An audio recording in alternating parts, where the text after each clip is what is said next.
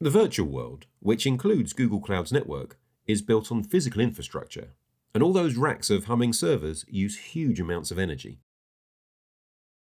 Altogether, existing data centers use roughly 2% of the world's electricity. With this in mind, Google works to make their data centers run as efficiently as possible.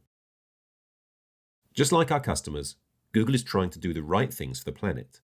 We understand that Google Cloud customers have environmental goals of their own, and running their workloads on Google Cloud can be a part of meeting those goals.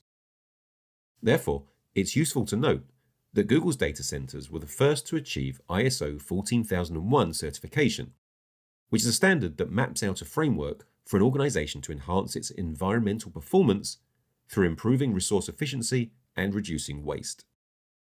As an example of how this is being done, here's Google's data center in Hamina, Finland.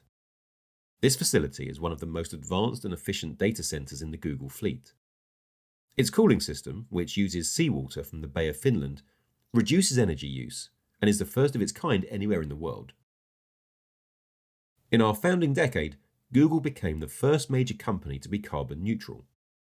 In our second decade, we were the first company to achieve 100% renewable energy. By 2030, we aim to be the first major company to operate completely carbon-free.